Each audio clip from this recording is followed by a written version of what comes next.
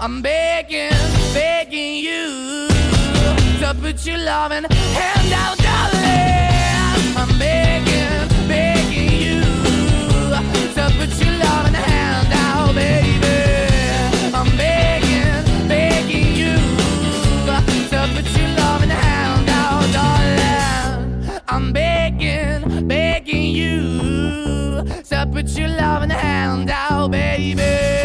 I'm begging, begging you to put your loving hand out.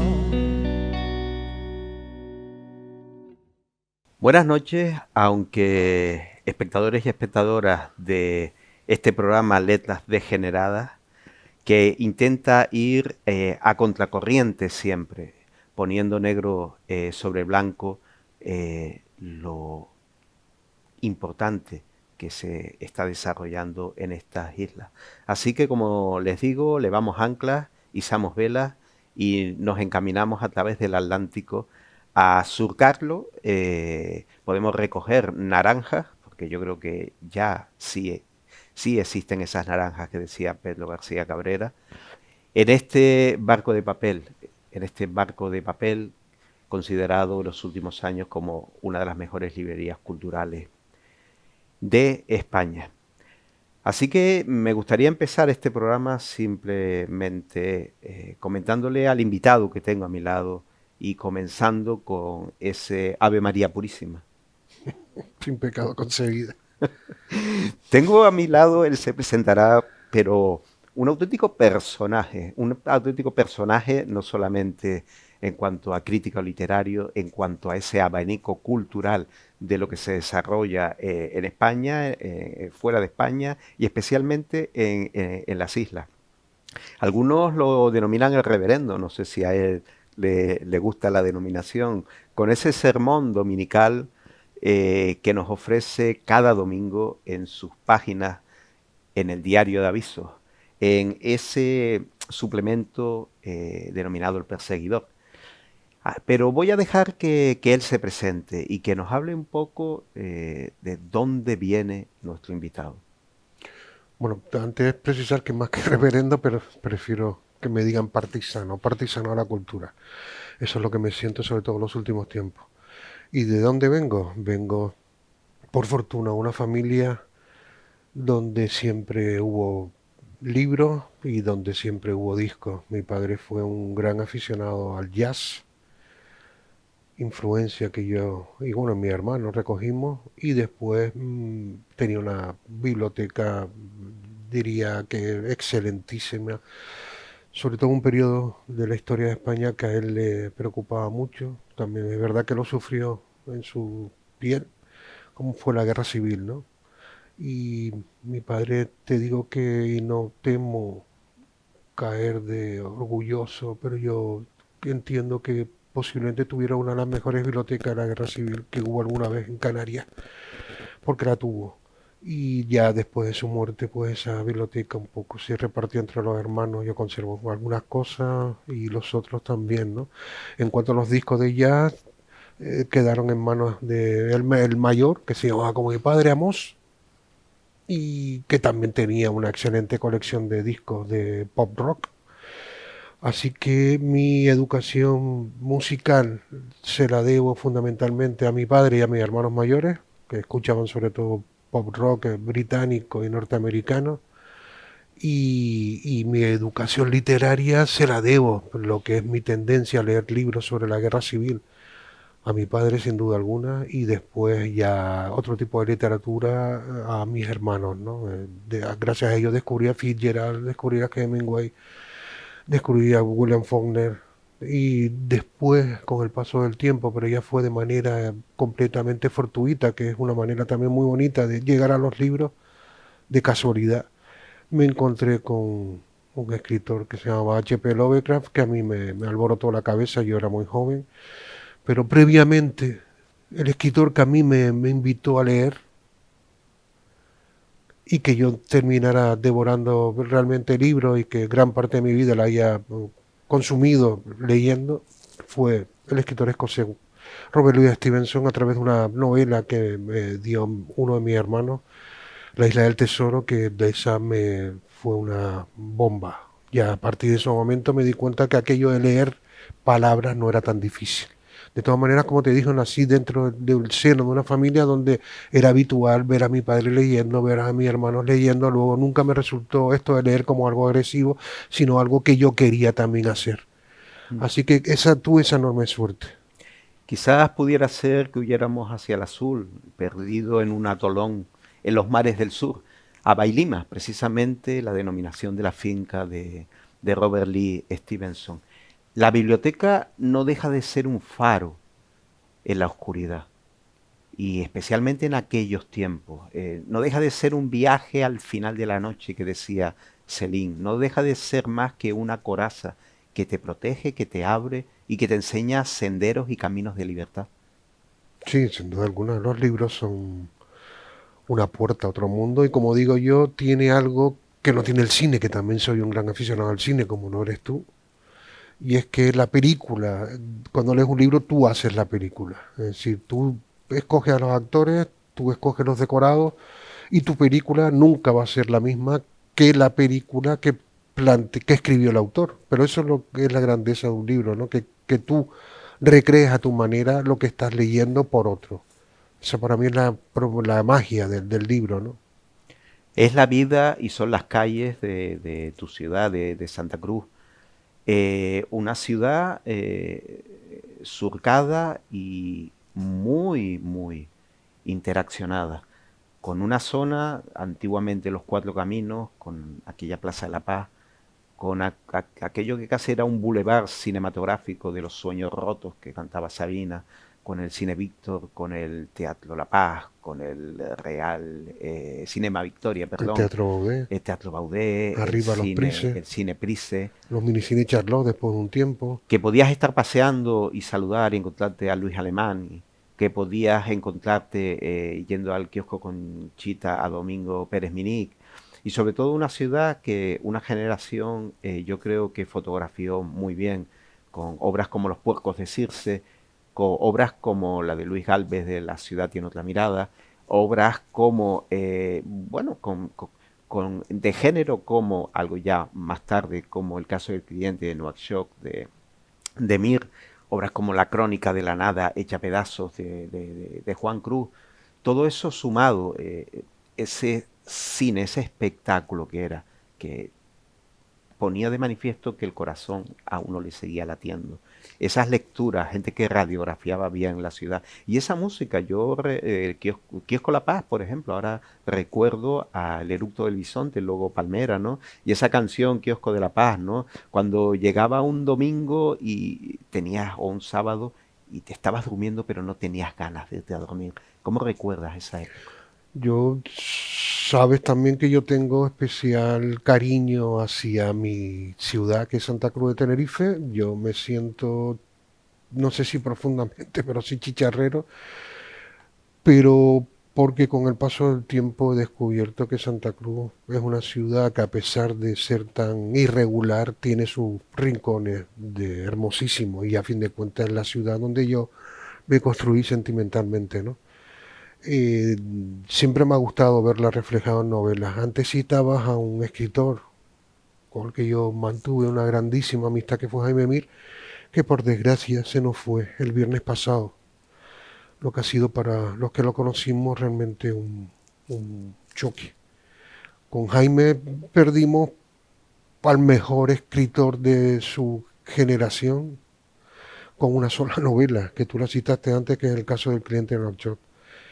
Y a mí esa novela tuve el inmenso honor de leerla cuando era manuscrito y ya después de que obtuviera el premio de edición de Caja Canaria. Premio de edición no lo ganó, pero bueno, por lo menos le dieron el premio de edición. Y es para mí el mejor reflejo de que si tú quieres hacerte una idea de lo que fue el Santa Cruz de Tenerife de los años 80, tienes que ir inevitablemente a la novela de Jaime, perdón, y además para mí es la novela fundacional de lo que podíamos conocer como género negro, policíaco, género negro y criminal, noir, como lo quieran denominar. Jaime fue el iniciador, primero creando la figura de un detective Sí. 100% Jeque. canario y 100% tinerfeño, que es Jeque, Y segundo, describiendo una ciudad como hasta ese entonces nadie había descrito, ¿no? Y con esto incluyo también a Luis Alemania porque pertenece a otra generación. Y Luis es más introspectivo, más que descriptivo, ¿no? Y de todas maneras sí quería decir eso porque creo que con Jaime se ha ido el mejor. Primero también porque fue una persona con un corazón gigantesco. Mariano Gambín tuvo la intuición tiempo después de reeditarla, aunque por desgracia esa reedición no tuvo el movimiento que se merecía, pero sí creo que ahora es un momento, no sé si de reeditar otra vez el caso del cliente de Nueva York, yo la reeditaría, pero sí de volver a leerla, ¿no? Para que la gente sepa lo gran escritor que era Jaime con una novela que escribió con 20 y tantos tacos, yo creo que no había cumplido ni 30. Yo recuerdo la apuesta que hace Oristán y Gochano por esa novela, de la mano de Mariano Gambín. Recuerdo la presentación en la MAC. Sí que no fue él, porque Jaime era un Mariano me hombre dijo que yo lo presentara y él al final no fue. que siempre, y estuvo en la presentación, Jaime siempre huyó del famoseo, de los fastos, pero en todo, ¿eh? Él también fue profesor de instituto y hoy nos hemos enterado los amigos de que él tuvo que dejar la profesión por una enfermedad con la que estuvo combatiendo casi prácticamente 13 años, como un valiente además, mirándola directamente a la cara. Y hoy nos hemos dado cuenta los amigos que en el instituto, en uno de los institutos donde dio clase, hoy cuenta con un aula dedicada a él, pero que se la dedicaron en vida, pero nunca nos contó nada al resto. Si no presumía de las cosas que le daban. Y esa humildad y esa es su mayor característica y es para mí lo que lo hace realmente un tío y un escritor fuera de serie. Como digo, es una pena que solo dejara una novela y después algunos artículos dispersos en un fanzine que se tituló Más allá del sur. Yo esa Pero novela la he leído 3 veces. No sabía este dato luctuoso que has comentado, con lo cual me voy a proponer leérmela y voy a intentar hacer un artículo o homenaje, porque efectivamente no se puede entender ese Santa Cruz sin leer a Jaime. este Mir. artículo lo sacaré yo de todas maneras este domingo en El Perseguidor, creo que se lo merece. Hmm. Aunque a él no le hubiera gustado. Cantaba Luis Eduardo Aute, cine, cine, cine, más cine, por favor, porque todo en la vida es cine y los sueños Sueño. cines son. Sí. ¿Te apuntas a Sí. Luis Eduardo? ¿Crees que realmente? Sí, el cine para mí, además, como bien dijiste antes, yo nací de la calle General Mola, hoy Avenida Islas Canarias, y en la casa que está justo enfrente de lo que fue el Teatro Baudet, que parece que ahora hay como cierta idea de por recuperarlo, no como cine, sino como sala de teatro y de abrir de nuevo la biblioteca del Cabildo, que estaba situada en uno de los lados del Baudet. Encima mira toda esa calle que tenía en la esquina el Cine Víctor, tenía en la esquina el Cine La Paz, que yo llegué a conocerlo ya a punto de cerrar, ponían ediciones dobles, por programas dobles, ahí fue donde yo vi por primera vez mi primera película de James Bond, que es un personaje al que yo llevo siguiendo tanto literaria como cinematográficamente hace mucho tiempo, que fue Desde Rusia con Amor, que me dejó clavado en la butaca. Y después tenía los Price de arriba, los minicines Cherlop, a 2 pasos tenía los multicines, bueno, los Grecos, después multicines Greco, después más tarde los multicines Oscar. También iba al Cine Rex. Santa Cruz era una ciudad que estaba repletísima de cine y en las sesiones aquellas de 18 años que no te dejaban entrar, pues uno tenía la suerte de que los cines de barrio, en el Cine Delta, en La Salud, en el Cine Somosierra, en el barrio de Somosierra, en el Cine Fraga, arriba, donde está hoy el Hospital de la Candelaria, ahí podíamos ver las películas que en los cines de estreno no te dejaban ver, ¿no? Así pude ver El Exorcista, pude ver tantas y tantas películas, ¿no? Era como escribí una vez en un artículo, ir al cine en aquellos tiempos era una aventura, sobre todo si tenía 16, 17 años. ¿Por qué? Porque cuando entrabas, si la película era mayor de 18 años, como en el Cinema Victoria, no te dejaban entrar. O en el Víctor, donde el portero era muy severo, ¿no? Me acuerdo intentar, pero eso fue con mi padre, ir a ver Forajido de Leyendas, la de Walter Hill, en el Cine Víctor, y el portero no querer dejarme pasar, pero entré al final porque iba con mi padre, vamos. Y en ese momento mi padre adquirió la figura de un héroe de película del oeste, ¿no? Pero bueno, el cine siempre fue parte consustancial de mi vida. En casa siempre nos gustó mucho y cuando se ponían películas en sesión de tarde o en sábado cine, en todos aquellos Mm. programas que había, que hubieron cientos y cientos de programas en una televisión antes que era un solo canal, aquí no teníamos dos, ¿te acuerdas? La televisión Exacto. generalista. Pero por fortuna, en aquella televisión que nosotros crecimos, la programación, el que programaba cine habría que darle 20 premios Nobel porque todo ese cine que yo vi y que vimos muchos Mm. de mi quinta, fue un cine que hoy es imposible, impensable que se ponga Sí, porque en sala y menos en televisión. eran ritos, era No, sentarte ahí en... descubrí yo a Humphrey Bogart, ahí descubrí yo joyas Mm. del cine mudo. Mira tú que te ponen cine mudo. O el gran desfile de Kim Vidor, que es para mí un película y una obra maestra, ¿no? Ya salvando las distancias como El nacimiento de una nación, que son Ah, mucho, mucho más anteriores. Pero dices tú, es el único, aquella también de Kim Vidor, que es un cineasta porque siento devoción y que el tiempo después tuve la enorme suerte de leer su biografía. Pero vamos, te ponían películas en blanco y negro. Bueno, ahí vi ujú. King Kong, la primera, la del 33, que es una película que a mí me ha marcado generacionalmente. Cuando me dicen cuál es tu película favorita, siempre digo King Kong 1933, que es una película que con el paso del tiempo tengo fechas cuando se aproximan los carnavales que vuelvo a ver. No me digas el por qué. Igual que La Gran Evasión, o sea, mucho tiempo después, que es una película ambientada en la En Segunda Guerra carnavales Mundial, recuerdo ¿no? que se puso la maqueta de King Kong en su momento en el parque La Granja. Y ese mundo del cine que incluso se abría el telón antes de que apareciera Sí, la y después pantalla. aquí en Canarias, porque eso no pasaba en la península, hacía una cosa incomprensible que nunca entendí, que te ponían el descanso a mitad de la película. En la península no, en la película te ponían el descanso al principio.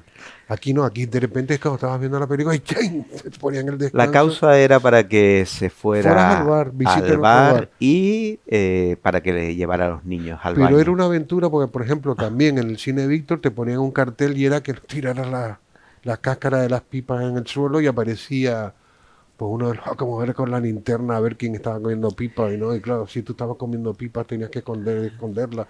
Era todo como un ritual bastante bonito, es decir, veías la película con mayor entusiasmo.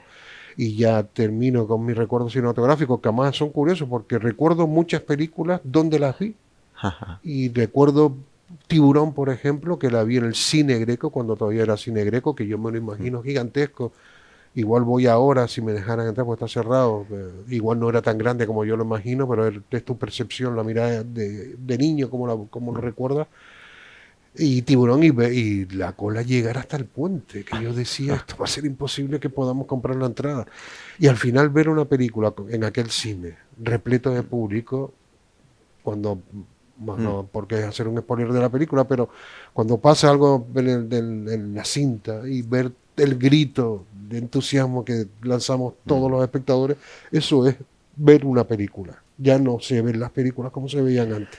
No, pero y el cine Victor, o sea, el cine Greco simplemente ya la entrada con ese mural La gigantesco reproducción del del entierro del entierro del cóndor, ¿no? Conde Orgaz, cuando llegaba Robert Taylor en Los Caballeros de la Mesa Redonda y la gente se levantaba a aplaudir. Bueno, aquí era también Año, cuando aparecían el séptimo de caballería, bueno, yo digo sí, el séptimo, la caballería al final a defender a los colonos del ataque de los indios, ¿no?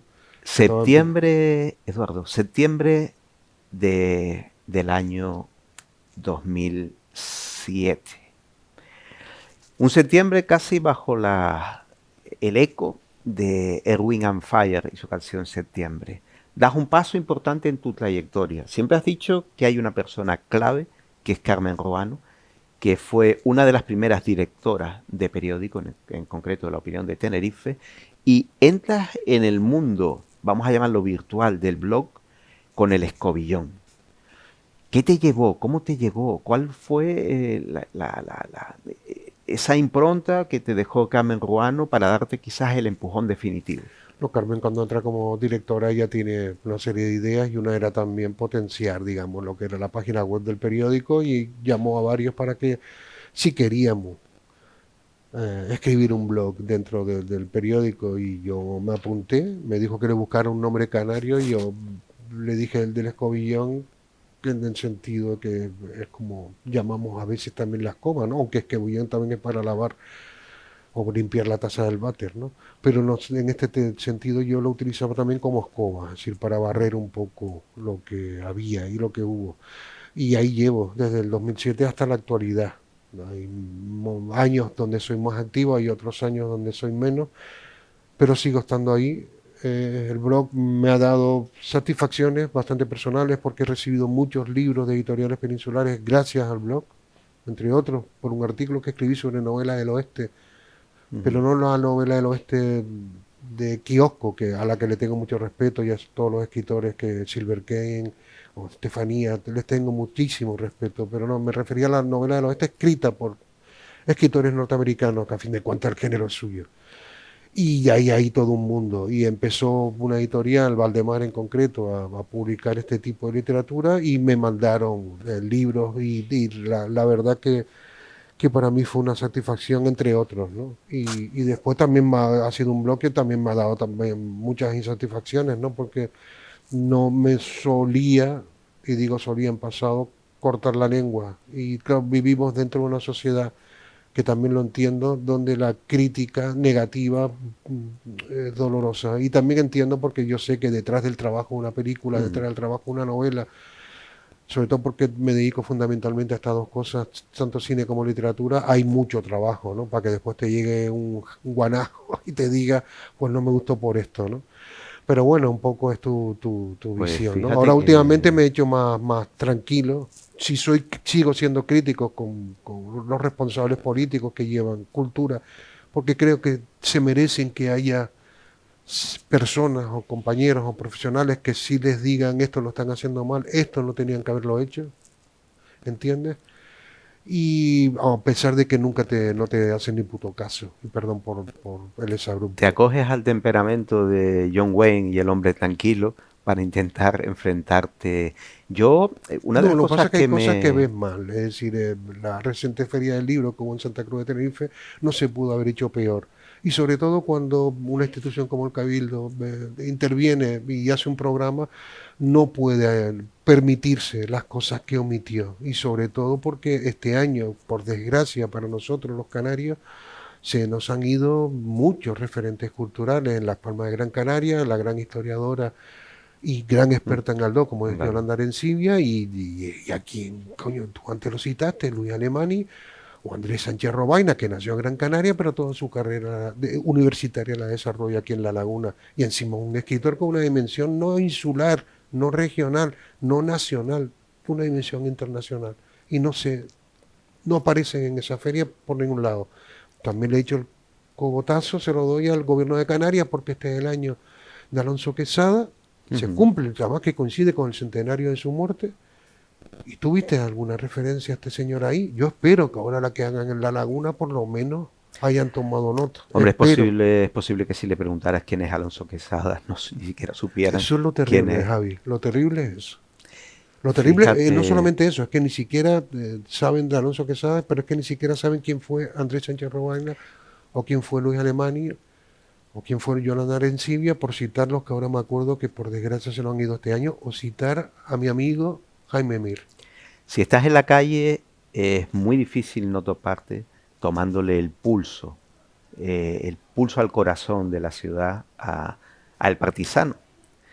Eh, a veces lo recuerdo cuando lo veo por Santa Cruz, siempre recuerdo a John Wick, acompañado por su perra Daisy, y luego por los dos Pitbull sin nombre, ¿no?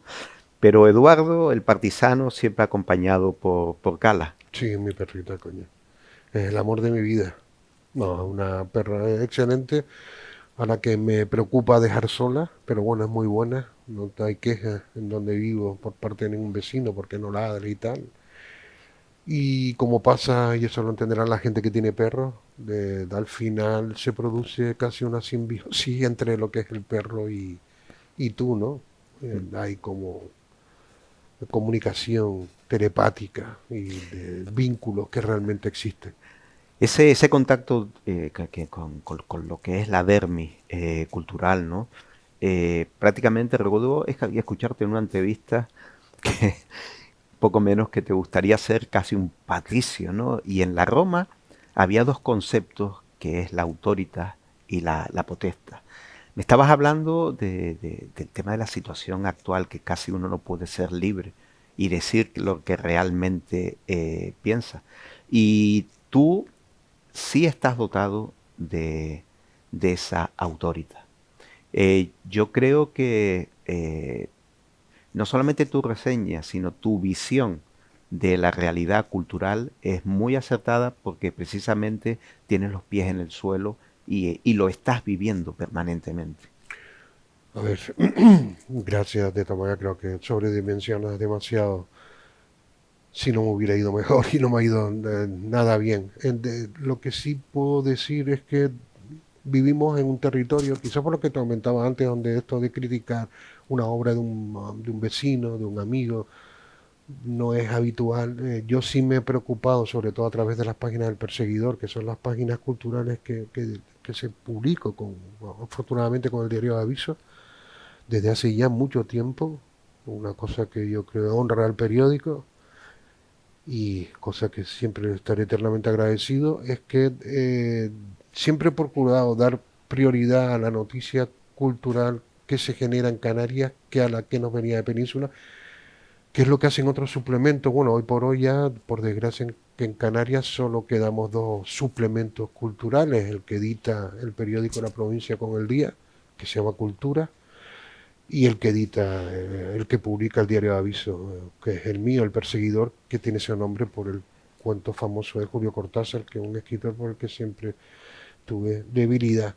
Me gustaría hablar... Perdona, y lo que te quería decir con esto, entonces siempre me he preocupado por tratar los temas nuestros. Entonces, escribo sobre libros canarios que leo y escribo sobre películas canarias que veo. Es decir, yo no voy a escribir, y si lo he hecho ha sido alguna vez muy raro, sobre películas con libros, no, pero sí sobre películas de extranjeras. Por ejemplo, antes citábamos a John Wick, yo sí critico, más que criticar, sí comento sobre películas que se han hecho aquí, y eso es lo que han dado fruto a un libro que acabo de sacar, que se llama Paisaje del Alma, Canarias sin identidad, donde he entrevisto a 23, que serían 24, porque los hermanos Ríos son dos, cineastas de aquí hablando sobre la importancia que ellos le dan al paisaje de las islas en sus películas, ¿no? Esa era la siguiente pregunta que le iba a hacer sobre ese proyecto ya concluso y un proyecto que está funcionando. Mi ejemplar lo tengo en casa, lo iba a traer para que me lo dedicara y al final con el trasiego me lo dejé y aquí en la librería El Barco de Papel está agotado. El Paisajes del Alma, recuerdo bien a Pedro García Cabrera y toda su trayectoria y aquello del paisaje, la importancia del paisaje. Ha radiografiado muy bien y muy exhaustivamente lo que es el mundo del cine en Canarias, ¿no? Y centrado. En un anterior programa tuvimos aquí a Cecilia, tuvimos y hablamos sobre su amistad con Rafael Arozarena, una novela hecha en 1943 que se publica 40 años después, como es Mararía, una novela que se lleva al cine y el impacto tanto de Arozarena como de Cecilia Domínguez al terminar la película. Una película que fue la irrupción de Goya Toledo, hecha también por un director canario, con una banda sonora de Pedro Guerra. Pero quiero meterme un poquitín más que hable sobre ese proyecto tuyo, sobre ese libro tuyo, sobre esos paisajes sí, del alma. El director de Mararía, Antonio Tancor, que era un buen cineasta. Él tiene la versión de la novela de Sender, no me acuerdo ahora, Crónica del Alba, que te acuerdas que en la segunda parte aparece Anthony Quinn, que son una gran trilogía que yo recomiendo a todo el mundo. Y la segunda que trata es la vida de Ramón J. Sender, que es un escritor por el que también siento mucha debilidad, que tiene además una biografía sobre Billy the Kid, Billy el Niño, el bandido adolescente, que para mí es el mejor libro, o uno de los mejores libros del oeste que yo he leído. Como se nota, tengo debilidad por el género del oeste, tanto cinematográfico como literario. Pero bueno, hablando del libro, el título me lo sugirió José Víctor Fuentes, que es el director del Festivalito y también director de cine. Cuando lo entrevisté, él estaba en Corea en ese momento, fue una entrevista virtual, y él me dijo, Eduardo, yo creo que el título adecuado de tu libro debería ser Paisaje del Alma, que es un título de un libro de Don Miguel de Unamuno. Y bueno, a Don Miguel de Unamuno se le tiene mucho respeto, y Paisaje del Alma lo tenía yo en casa, y no se me había ocurrido, digo, pero, pues mira, pues vas a tener razón, y al final se quedó con ese título que me sugiere José Víctor, cosa que le estaré eternamente agradecido. Después hice un poco la selección de los cineastas que van a participar, y son muchos, y entre otros está Omar Razá, que había estrenado en el 23 una película que a mí me parece excelente y 100% canario, aunque a Omar sé que esta expresión no le gusta, que es Matar cangrejos, ¿no? Que creo que refleja muy bien lo que es la sociedad tinerfeña y hace el más difícil todavía, que es rodar con niños, ¿no? Pero los niños están en esta película realmente geniales. Y después también está David Pantaleón, Juan Carlos Fresnadillo, que como todo el mundo sabe es nominado a los Oscars por Esposado en el 66-67, en 1996-97.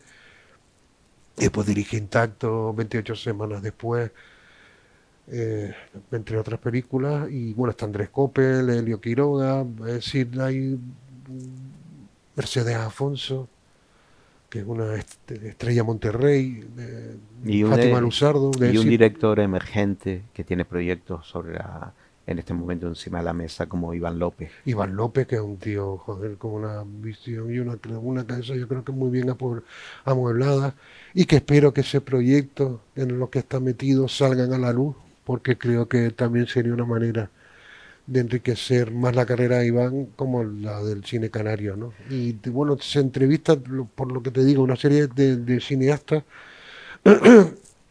que la mayoría se apartan un poco del cine que en este momento está produciendo el gobierno de Canarias, que me parece que es un cine muy interesante, pero que para mí tiene un error o un problema, más que error, y es que es un cine, yo lo entiendo, unidireccional. A pesar de que esté dirigido por gente distinta, uno ve esas películas y te da la sensación de que la otra que vas a ver son iguales, ¿no? Creo que debería de apostar por una mayor pluralidad o por mayores miradas, y no estas que a mí me resultan bastante uniformes. Alan Parsons Project fue un grupo, especialmente de los 80, bueno, por ejemplo, hizo la banda sonora de Lady Halcón, que fue prácticamente la primera presencia de Michelle Pfeiffer, pero hizo un disco en el año 85 que era Vulture Culture, la cultura de los Beatles.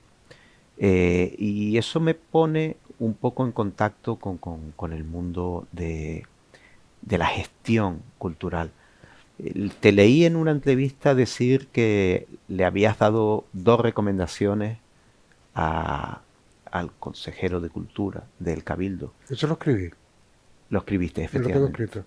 Y que las 2 eran, había que poner de relieve lo que era, lo que es y lo que se había convertido la Feria del Libro en Santa Cruz, y sobre todo el rescate de esa librería del Cabildo. Lo de la Feria del Libro, lo que sí le dije al nuevo consejero, a José Carlos Hacha, fue que el Cabildo tenía que volver a implicarse.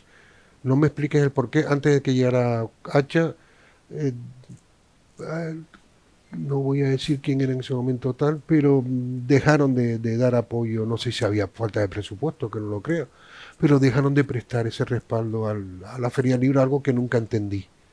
Pero bueno, los libreros, como es un sector, tampoco protestó demasiado, pero yo entendí que el Cabildo de Tenerife tenía que estar ahí. Y la otra recomendación que le hice fue que abriera la librería del Cabildo, que además se cerró estando esta misma persona que en ese momento desarrollando labores de política cultural en el Cabildo, y que además, por lo que tengo entendido, también es técnico de esa institución de cultura. Aprovecha y la cierra cuando caemos en la pandemia.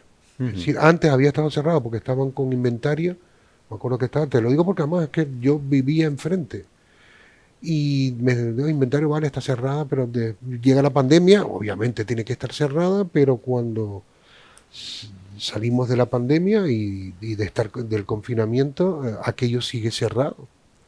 Entonces yo llamé al cabildo para hablar con el que era entonces responsable de cultura de tal, pero me atendió un chico muy correcto de prensa, pero no me pusieron Ya. en contacto con este, porque yo quería escuchar que me explicaran el por qué estaba cerrado. Entonces no me dieron ningún tipo de explicación, que es algo, por desgracia, bastante habitual en este territorio. Te lo digo también porque esto del gobierno de Canarias, también he intentado que alguien me dé una explicación de por qué los canarios, que a fin de cuentas lo pagamos, no hemos podido ver, son 2 o 3 catálogos de Canarias en corto. Mm. Catálogos que te digo, no es que paguemos las películas, pero sí pagamos la promoción que se va a hacer si esas películas son seleccionadas para ese catálogo. Pues no se han exhibido 2 o 3 y a mí no me han dado ningún tipo de explicación. Pero bueno, como digo, son cosas por desgracia habituales. Pero bueno, yo soy bastante R que R, entonces sigo insistiendo, sigo insistiendo. Y al final fue una de las recomendaciones que le hice a José Carlos, porque no me valía que la librería del Cabildo no era rentable. Entonces que alguien me explique por qué sí es rentable la que hay en Las Palmas de Gran Canaria. Porque yo tengo mi teoría y creo que a nivel de cultura, creo que el Cabildo de Gran Canaria funciona mejor que el nuestro. Esto me estarán escuchando y me cortarán el cuello, pero es que es lo que pienso. Porque, y aquí vuelvo a sacar mi libro, cuando voy a presentar Paisajes del Alma, es el Cabildo de Gran Canaria, a través de un señor. ¿Quién me ofrece que lo presente ahí? Aquí nadie me llamó al Cabildo. Me llaman después. Pero yo lo hago con mucho orgullo en Gran Canaria, además, y estoy muy orgulloso que el libro se haya presentado primero ahí, y no aquí, que es la de tierra donde tengo mi familia y todo tal. Pero bueno, también tengo familia en Las Palmas. Por fortuna estoy regado por todas las 7 islas. Pero me llama la atención. De todas maneras, voy a cerrar ya con este repaso en Las Palmas también. Y si todo surge, intentaré presentar una pequeña presentación, pero más bien de carácter simbólico en Madrid. Nos hemos pegado un tipicol, con lo cual casi a punto de cerrar el programa, simplemente decir que la próxima semana hablaremos del gobierno. El consejero de Cultura, Hacha, tiene la invitación a que se le ha transmitido para estar aquí a mi lado, porque yo creo que también otro elemento de este engranaje cultural que hay que tener, sobre todo para indagar y sobre todo para someterlo al quinto grado casi. Yo apostaría o apuntaría un tercer elemento en cuanto a las peticiones. ¿Cuánto hemos tardado en poner el nombre Domingo Pérez Minic a la calle donde él vivió? Mira qué pasó por nombre. Y disculpa, Javi, y mira que no hay una placa que diga aquí vivió. Exacto.